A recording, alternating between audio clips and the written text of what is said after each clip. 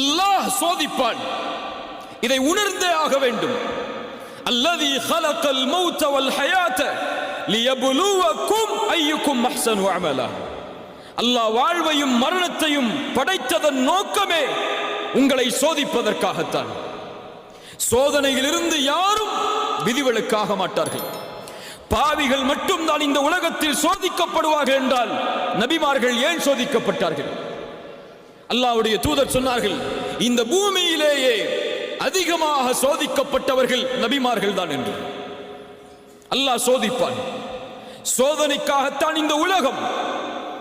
சோதனைகள் இரண்டு உண்டு. ஒன்று அல்லாஹ் கொடுத்து சோதிப்பான், இன்னொன்று அல்லாஹ் எடுத்து சோதிப்பான். அல்லாஹ்வுடைய விதியை பொறுத்தவரை கொடுப்பதும் சோதனைதான், எடுப்பதும் சோதனைதான். சொல்லுங்கள், அல்லாஹ்வுடைய விதியை பொறுத்தவரை கொடுப்பதும் சோதனைதான், எடுப்பதும் சோதனைதான். ஆழமாக உள்ளத்தில் பதிய வைக்க வேண்டும். அல்லாஹ் கொடுக்கின்ற செல்வம் சோதனை, அல்லாஹ் கொடுக்கின்ற ஏழ்மை அதுவும் சோதனை, அல்லாஹ் கொடுக்கின்ற கண்ணியம் அதுவும் சோதனை, அல்லாஹ் கொடுக்கின்ற இழிவு அதுவும் சோதனை, அல்லாஹ் கொடுக்கின்ற சுகம் அதுவும் சோதனை, அல்லாஹ் கொடுக்கின்ற நோய் அதுவும் சோதனை. இப்படி அல்லாஹ் உலகத்தில் எதை கொடுத்தாலும் எதை எடுத்தாலும் அல்லாஹ்வுடைய பார்வையில் அது சோதனை தான். வம்மல் இன்சானு இதா மப்தலாஹு ஃபஅக்ரமஹு வநஅமஹு ஃபயகூலு ரப்பி அக்ரமன். அல்லாஹ் சொல்கிறான், இந்த மனிதனை அல்லாஹ் சோதித்தால் எதை கொண்டு? கண்ணியத்தை கொண்டு, அருள்கொடைகளை கொண்டு. இந்த மனிதன் சொல்கிறான், ஃபயகூலு ரப்பி அக்ரமன், என் இறைவன் என்னை கண்ணியப்படுத்தி விட்டான் என்று. அதே நேரத்தில் அல்லாஹ் அதே மனிதனை சோதித்தால் ஃபகதர அலைஹி ரிஸ்கஹு, அவனுக்கு கொடுக்கப்பட்ட வாழ்வாதாரத்தை குறைத்து அவன் சொல்கிறான், ஃபயகூலு ரப்பி அஹானன், என் இறைவன் என்னை இழிவுபடுத்தி விட்டான் என்று. சுப்ஹானல்லாஹ். மனிதன் கேட்பதில்லை ஏன் சோதிக்கிறான் என்று. எப்போது? செல்வம் கிடைக்கும் போதோ, கண்ணியம் கிடைக்கும் போதோ, பதவி கிடைக்கும் போதோ, அல்லாஹ் அருட்கொடைகளை கொடுக்கும் போதோ அவன் கேட்க மாட்டான், ஏன் அல்லாஹ் எனக்கு இதை கொடுக்கிறான் என்று. கேட்பானா? கேட்பானா? எப்போது கேட்பான்? காசு குறைந்து விட்டால், சம்பளம் குறைந்து விட்டால், மருத்துவமனையில் அனுமதிக்கப்பட்டு விட்டால், உறவினர் யாராவது மரணித்து விட்டால் அவன் கேட்பான், ஏன் அல்லாஹ் எனக்கு மட்டும் இதை செய்கிறான் என்று. மனிதா, உனக்கு அல்லாஹ் கொடுத்தானே அதுவும் அதுபோல்தான், அல்லாஹ் எடுத்தானே அதுவும் அதுபோல்தான். இந்த இரண்டு நிலையிலும் நீ எப்படி நடக்கிறாய் என்பதை அல்லாஹ் பார்க்க விரும்புகிறான். கொடுக்கும் போது அல்லாஹ்விற்கு நன்றி செலுத்துகிறாயா, எடுக்கும் போதும் அல்லாஹ்விற்கு நன்றி செலுத்துகிறாயா என்று அல்லாஹ் பார்க்க விரும்புகிறான். நபி யூசுப் அலைஹிஸ்ஸலாம் அவர்களுடைய வாழ்வை கவனியுங்கள். எல்லாம் கொடுக்கப்பட்டது நபி யூசுஃபுக்கு ஆரம்ப காலத்தில். யார் அவர்கள்? நபியுடைய மகன், நபியுடைய மகன், நபியுடைய மகன் இப்ராஹிம் அலைஹிஸ்ஸலாம். அவர்களுடைய மகன் யார்? இஸ்ஹாக். அவர்களுடைய மகன் யார்? யாக்கூப். யாக்கூபுடைய மகன் யார்? யூசுப். சுப்ஹானல்லாஹ். அல் கரீம் இப்னு கரீம் இப்னு கரீம் இப்னு அல் கரீம். அல்லாஹ்வுடைய தூதர் சொல்வார்கள், கண்ணியமானவரின் மகன் கண்ணியமானவர், கண்ணியமானவரின் மகன் கண்ணியமானவர், கண்ணியமானவரின் மகன் நபி யூசுப் என்று சொல்வார். நபிமார்களின் வம்சத்தில் பிறக்கிறார். ஒரு நபியின் குழந்தையாக இவ்வளவு பெரிய அருட்கொடை. 11 சகோதரர்கள் தனக்கு. தந்தையின் நேசம் தன் மீது, அழகான குணத்தோடு, அழகோடு. என்ன அழகு! ரசூலுல்லாஹி ஸல்லல்லாஹு அலைஹி வஸல்லம் சொன்னார்கள், மிஅராஜுடைய பயணத்தில் நபி யூசுஃபை நான் பார்த்தேன். அல்லாஹ் அவன் படைத்த அழகில் பாதியை நபி யூசுஃபுக்கு கொடுத்திருந்தார். அவ்வளவு அழகு. அந்த அழகை அல்லாஹ் கொடுத்தான். குடும்பத்தை கொடுத்தால், கண்ணியத்தை கொடுத்தால், கொடுத்ததை அல்லாஹ் கொஞ்சம் கொஞ்சமாக அவர்களிடமிருந்து நீக்குகிறான்.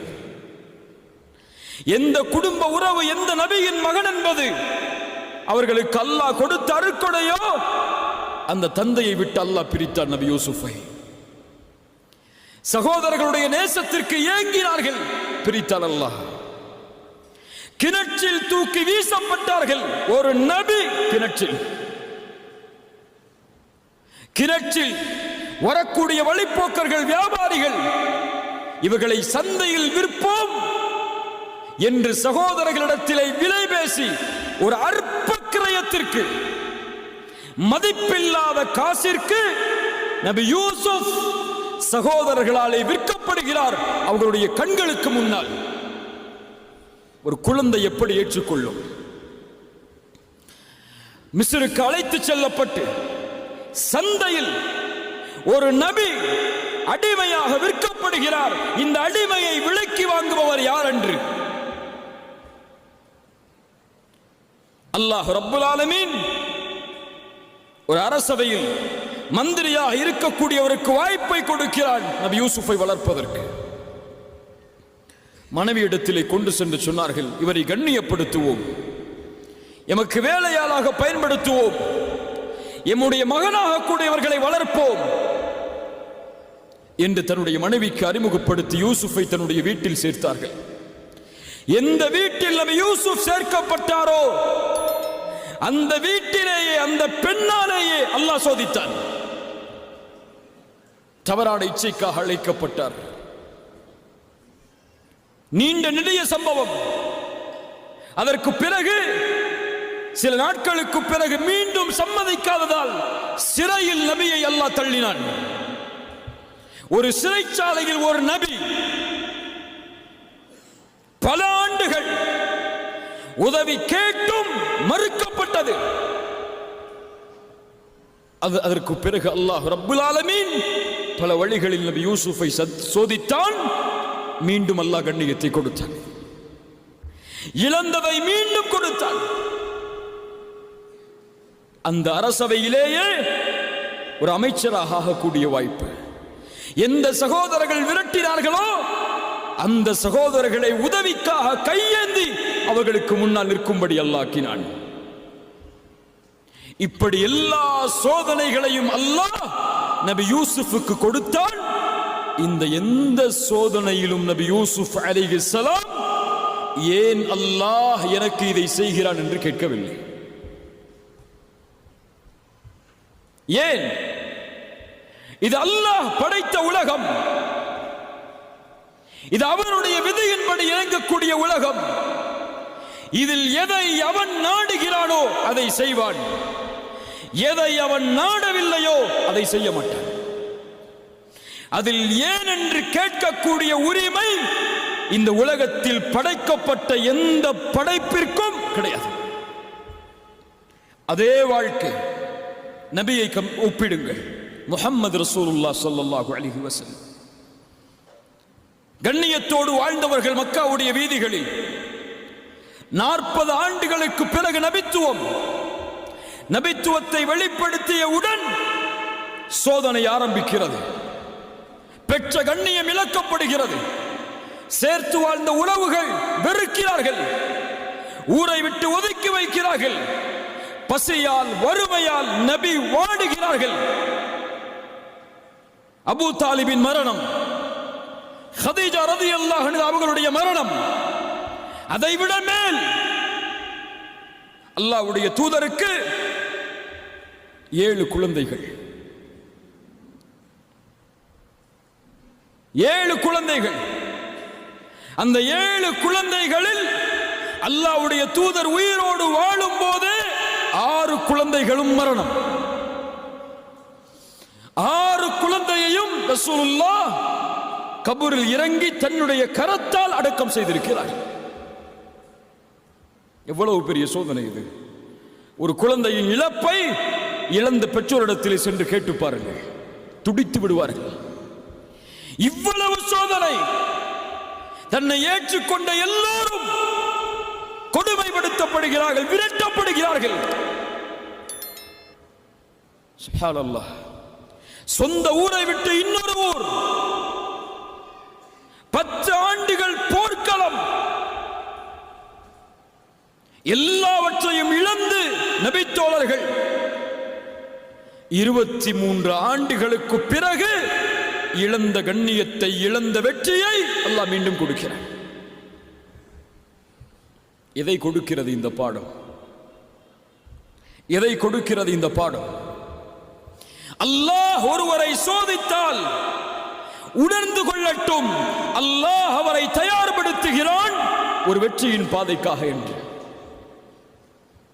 சோதனை வருவது வெற்றியின் அடையாளம். சோதிக்கப்படும் சமூகம் நன்மையில் நிலைத்திருந்தால் அதனுடைய கூலி இறுதியில் வெற்றி. அது பலருக்கு புரிவதில்லை. உலகில் ஏன் முஸ்லிம்கள் சோதிக்கப்படுகிறார்கள்? ஏன் உலக நாடுகளில் முஸ்லிம்கள் சிறுமைப்படுத்தப்படுகிறார்கள்? ஏன் கொல்லப்படுகிறார்கள் என்ற கேள்விகளுக்கெல்லாம் விடையை நீங்கள் தெரிய வேண்டும் என்றால் இதுவெல்லாம் வெற்றியின் பாதை.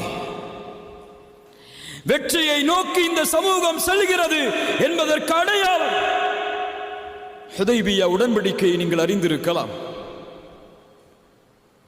அத்துணை ஆண்டுகளுடைய போராட்டத்திற்கு பிறகு நபியும் 4000 தோழர்களும் உம்ராவிற்காக தான் பிறந்து வளர்ந்த அல்லாஹ்வுடைய ஊரை நோக்கி செல்கிறார்கள். தடுக்கப்படுகிறார்கள். அல்லாஹ்வுடைய இறை இல்லத்தை தரிசிப்பதற்கு ஒரு நபி தடுக்கப்படுகிறார். தடுப்பான் அல்லாஹ், ஏற்றுக்கொண்டுதான் ஆக வேண்டும். அப்போது உடன்படிக்கை தயாராகிறது. மக்காவாசிகளுக்கும் அல்லாஹ்வுடைய தூதருக்கும் எழுதப்படுகிறது. உடன்படிக்கையில் முஹம்மது ரசூலுல்லாஹ்விற்கும் மக்கா குறைஷிகளுக்கும் எழுதப்படும் உடன்படிக்கை என்று அவர் சொன்னார். மக்காவாசிகளிடமிருந்து வந்தவர் ரசூலுல்லாஹ் என்று நாங்கள் ஏற்றுக்கொண்டால் ஏன் பிரச்சனை? முஹம்மதை ரசூலுல்லாஹ் என்று நாங்கள் அங்கீகரிக்கவில்லை. இதை அழித்துவிட்டு முஹம்மது இப்னு அப்துல்லா என்று எழுதுங்கள். அப்துல்லாவின் மகன் முஹம்மது, அதுதான் எங்களுக்கு தேவை. அலி அவர்களை பார்த்து ரசூலுல்லாஹ் சொன்னார்கள், அலியை அதை அழித்துவிட்டு எழுது. அலி சொன்னார்கள், ஒருபோதும் ரசூலுல்லாஹ்வை நாங்கள் அழிக்க மாட்டோம் என்று. ரசூலுல்லாஹ் கேட்டார்கள், எங்கே இருக்கிறது இந்த வார்த்தை? கை காட்டப்பட்டது. அதை அல்லாஹ்வுடைய தூதர் தன்னுடைய கரத்தால் அழித்தார்கள். அதற்கு பிறகு எழுதப்பட்டது முஹம்மது இப்னு அப்துல்லா, அவர்களிடமிருந்து குறைஷிகளுக்கு எழுதப்படும் உடன்படிக்கை என்று. இந்த ஆண்டு இங்கே நுழையக்கூடாது. அடுத்த ஆண்டு நுழைவதற்கு வாய்ப்பு, அதுவும் சில நாட்கள் தான். இனிமேல் மக்காவில் இருந்து இஸ்லாமை ஏற்று வந்தால் அவர் திரும்ப அனுப்பப்பட வேண்டும்.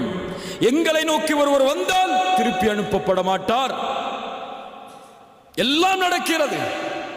உடன்படிக்கை முடிந்தவர்கள் எடுத்துச் செல்லும் போது உமர் அவர்கள் அல்லாஹ்வுடைய தூதருடைய சட்டையை பிடித்து கேட்டார்கள், யா ரசூலல்லாஹ், சத்தியத்தில் இல்லையா? ஏன் காஃபிர்களுக்கு விட்டு கொடுத்து போக வேண்டும்?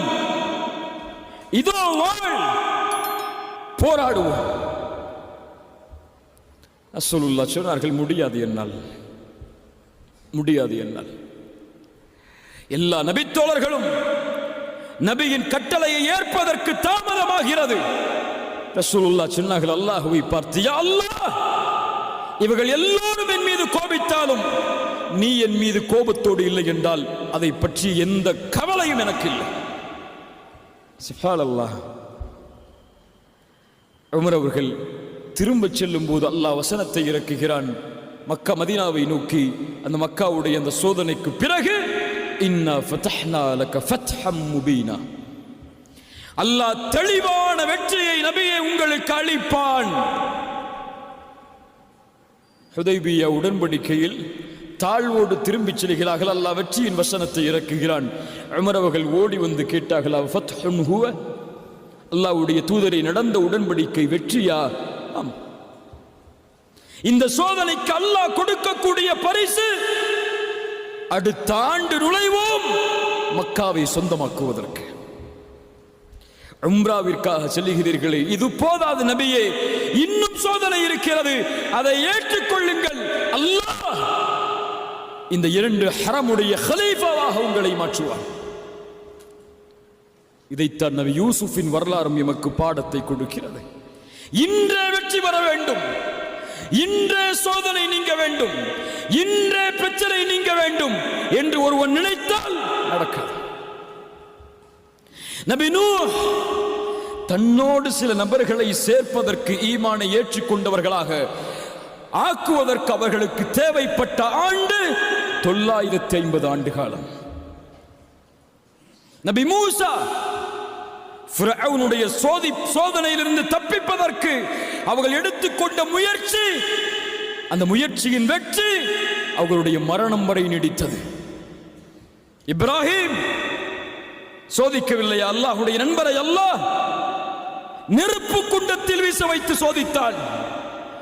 மனைவியை இன்னொரு அரசன் தீண்டக்கூடிய அளவிற்கு சோதித்தான். தன் மகனையும் தன் மனைவியையும் மக்காவில் விட்டுவிட்டு திரும்ப வாருங்கள் என்று கட்டளையிட்டான். தான் பெற்ற மகளை இப்ராஹிமே உன் கரத்தால் அறு என்று அல்லாஹ் கட்டளையிட்டான். இத்துணை சோதனைகளுக்கு பிறகுதான் அல்லாஹ் ரப்புல் ஆலமீன் இப்ராஹிமுடைய சந்ததிகளை மக்காவில் வாழ வைத்தான். நபிக்கு மக்காவின் வெற்றியை உணர்வதற்கு 23 ஆண்டு காலம் தேவைப்பட்டது. 21 அல்லது 22 ஆண்டு காலங்கள். அதுபோல்தான் கண்ணியத்துக்குரியவர்களே, இந்த 20 வயதில் சோதனையா, 24 வயதில் சோதனையா, இந்த வயதில் ஏழ்மையா, இந்த வயதில் எதை தொட்டாலும் வெற்றி இல்லையா? கவலைப்படாதே, முயற்சியில் தொடர்ந்திரு. அல்லாஹ் ரப்புல் ஆலமீன் உனக்கென்று ஒரு நியதியை வைத்திருப்பான். பொறுமையோடு அல்லாஹ்வின் மீது நம்பிக்கை கொண்டிருந்தால், பாவங்களை விட்டு விடுபட்டிருந்தால், நீ எண்ணி பார்க்காத வெற்றியை அல்லாஹ் தருவான். فإن مع العسر يسرا إن مع العسر يسرا. துன்பத்தோடு இன்பம் வரும், நமக்கு தெரியாது. துன்பத்தோடு இன்பம் வரும். அந்த துன்பத்தை சகித்தால், அந்த கதரை ஏற்றுக்கொண்டால், அல்லாஹ்வுடைய விதி, இதை நான் பொருந்திக் கொள்கிறேன், ஆனால் அல்லாஹ் எனக்கு கொடுத்த வாய்ப்பு, முயற்சி, அதை ஒருபோதும் நான் கைவிட மாட்டேன் என்று அவனுடைய பாதையில் நிலைத்திருந்தால் அது போதும் அவனை வெற்றியடைய செய்வதற்கு.